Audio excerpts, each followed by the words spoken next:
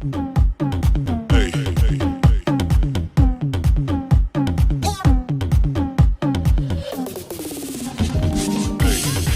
it's your brother Black Monk. Welcome to my channel. If you're watching me for the very first time, please do not forget to press the subscribe button below and click on the notification bell up so you get notified every single time I drop a new video. Okay, today I told you guys we're talking about manual mode on camera. Now, as a professional, it's very important for you to know the basic mode in which, the professional mode in which you need to work with. Okay, now manual settings is very important because number one, it gives you a lot of room to control every bit of settings in your camera. Now, every element in your camera you're gonna have absolute control over. Okay, so before going to manual mode, there's something you need to understand, or you need to have a full idea of how it works in your camera. It's called the exposure triangle. Now, in order to understand or comprehend the full meaning or the depth or importance of exposure triangle, you have to know three basic elements in your head. Number one is called the ISO, number two, the shutter speed, and number three, the aperture, which is usually called the f-stop. Now, exposure triangle simply tells you or makes you understand if your image is underexposed or overexposed. Now, if you have a picture that is not so bright, it's called an underexposed image. Now, when you have a picture that is over bright or that is too bright, it's called an overexposed image.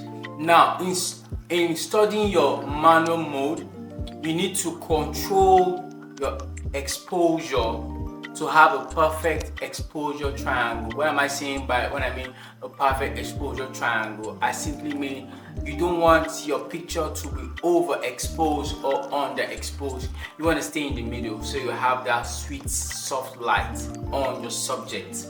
Now, given that about exposure triangle, to master that art of exposure triangle, you need to understand these three basic elements I previously told you about: the ISO, the shutter speed, and the aperture, which is called the f-stop. Now I'm going to start with the ISO.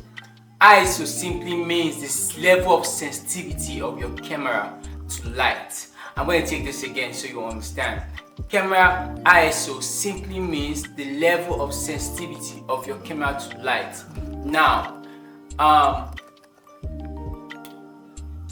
in other words, how sensitive your camera is to light of your environment. Now, if you're following, previously I said ISO simply means the sensitivity of your camera to light. In other words, how sensitive your camera is to the light within the environment in which you want to take your picture. Now, if your camera is set to a high ISO, it simply means you want your camera to absorb more light, to take in more light within the area, of which you get a good balanced exposure, or you might end up suffering with the issue of overexposed image. Now, if you set your camera ISO to a very low ISO, like 100, you simply turn your camera to have a very low sensitivity when it comes to light. Now, if you're using a low ISO, it comes with an advantage because you tend to keep more details, more color, and information, clarity, and all that in your image. But when you overuse your ISO, it's just easy. Why? Because we all know that too much use of everything is bad. So when you increase your ISO very high, you might end up getting grains, noises in your image. So what will you do? You tend to want to keep your ISO level to a normal side in between, so you get a balanced exposure or a perfect exposure triangle. Okay, so depending on the kind of camera you're using, you might be having difficulties of knowing exactly where your camera might start giving you noise, or in what ISO number or level your camera might start giving you noise. Now, before I changed to Nikon D7-100, I was stuck with this camera for like 2 years, and Nikon D3-100, it has been my first camera ever since I started, and I've had a lot of adventure with this camera. I learned most of my photography skills using this camera. Now, when I was using this camera, I could use my ISO to about just 800. Anything above gives me noise. So what I do is I try to stay between my range from 100 to around 800. I don't go past that range of ISO. So I was stuck with this for like 2 years, and I tend to master my ISO settings with this camera. So I also want to tell you guys that sometimes it's not about the kind of camera you're using, but it's about the idea, the know-how of how your manual settings move. For me, I could literally still snap amazing picture using this piece of camera here, despite the fact it's way lower than my new camera and still lower than most professional photographers. But what makes you a professional is the fact that given any weapon, well, right, you can create magic with it, knowing your manual settings. Okay, so we're talking about shutter speed now. Shutter speed simply means the amount of time in which your camera takes in light. Yes, the amount of time. Now, this is a Yongnuo 50mm lens 1.8, and I've been using this bad boy for a very long time now. I'm going to make a little illustration for you guys on how shutter speed works. And it's very important to understand that shutter speed controls if you're going to freeze time or show movement in your image. Yeah, you can actually use it to be creative. Yeah, just use your shutter speed, you can be very creative with that. Now, this is a Yongnuo 50mm lens. I'm going to illustrate how shutter speed works. Right, now look at this camera right here, right? My lens is wide open. The lens is wide open. Now, if I'm using the higher shutter speed, it closes immediately. This is what it means if I'm using a high shutter speed. It closes immediately, giving my camera no or less time to take in light. If I'm using a lower shutter speed, it simply means I'm giving my camera enough time to take in light. Okay? You see how this shutter opens and closes? The time it takes gives my camera a whole lot of time to absorb or take in more light in it. But if I want a high shutter speed, I'm simply saying I want my camera to close fast enough, letting no light or less light within my camera. Like I said, shutter speed helps you freeze time or freeze an action, right? Low shutter speed gives you overexposed picture. High shutter speed gives you underexposed image. Now, using your shutter speed and ISO, you'll be able to control exposure in your image. They all have effects on exposure. That's why when I started the tutorial from the beginning, I give you guys a brief explanation on exposure triangle. Now, when you have your exposure triangle correct, you're gonna have a very soft and perfect light or flattering light on your subject. Now, I spoke about ISO, which means the sensitivity of the camera to light, and we know how to control that. Like I said, 100 to 800 or above might actually give you light, or if you go down with your ISO, you might be able to save more quality or more texture in your image. Now, shutter speed, I said, is the amount of time in which your camera takes in light, right? And it also affects how you freeze an action or time in your image. Okay, now going to the third element, which is the aperture. The aperture is a little hole inside your camera lens. Now, the higher the f-stop, the smaller the hole in your camera lens. The lower the f-stop, the wider the hole in your camera lens. For example, this is a Yongnuo 50mm 1.8, and I'm going to make an illustration using this again for you guys. Now, like I said, aperture, the higher the f-stop, the smaller the hole in your camera lens, or which you can see on this camera.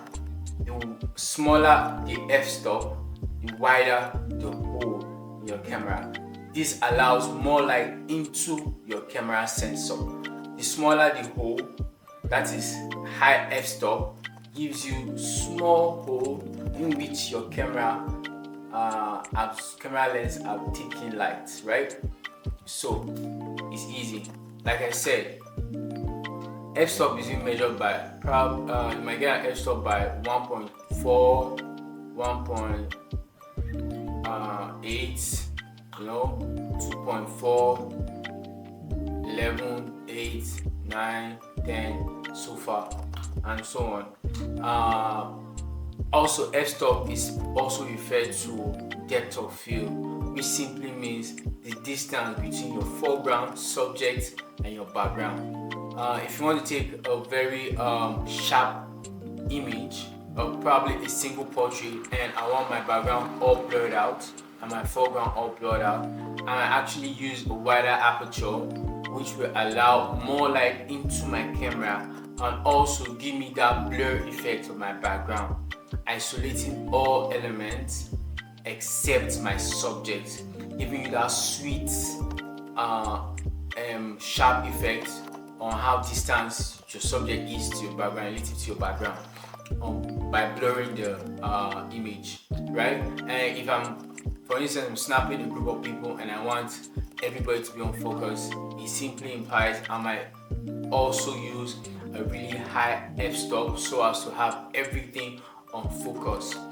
Normally, you hear photographers saying things like shallow depth of field and wider depth of field, right? A shallow depth of field simply means that your focus travels in this little narrow tunnel, which is usually used for a single portrait, especially when you're snapping a single person, right, or a single subject. But if you want sharpness in the whole of the image because you're snapping a group picture, you want to use a higher f-stop, which will give you more sharpness all through the picture. Okay, I'm going to do a recap for you guys. Like I said from the beginning of this course, manual camera settings. And I said there was 3 elements you need to know as a professional photographer, so it will help you be creative and to continue with your day-to-day creativity. Okay, so I started with ISO. ISO, I said, is the sensitivity of a camera to light, and I said it starts measured from 100 above, 100, 200, 800, 400, 1000, 3000, and so on. And I said there's a downside to ISO, right? Like I said, too much of everything is bad. So if you use your ISO too much, you begin to get grains in your image, depending on your kind of camera you're using. Okay, so now we're going back to shutter speed. I said shutter speed is the amount of time your camera hold opens and closes, which allows light into the camera. Now, if you're using a high shutter speed, it simply means you're giving your camera no time or less time to take in light. And if you're using a low shutter speed, you're giving your camera more time to take in light. And also, I said shutter speed also controls how your camera freezes time or freezes motion. Okay, that can be a very creative that can be a very good tool when it comes to creating, right? Then we'll move to the aperture. The aperture is the size of the hole within your camera lens. Okay, the size of the hole within your camera lens. And I said you could hear words like depth of field, shallow depth of field, or wider depth of field. When it means the shallow depth of field, it simply means that the elements on the picture is being isolated. What am I saying? When I take a picture using a lower f-stop, probably 1.4, I might have my foreground all blurred out, my background all blurred out, then my subject will be on main focus, right? And I have everything really blurred. Okay, so when I'm using a higher f-stop, higher f-stop, which means wider depth of field, I want both my foreground, my subject, and my background to be on focus. Okay, and yo, that's the end of our classes today. It has been so exciting having you guys in my classes. Please do not forget to drop your questions or any thoughts you have on the comment section below, and I'll reply to you as soon as I get them. Thank you. This is Black Monk Studio. Keep creating and stay creative. Thank you for watching my tutorial. I'll see you guys in the next class. Bye.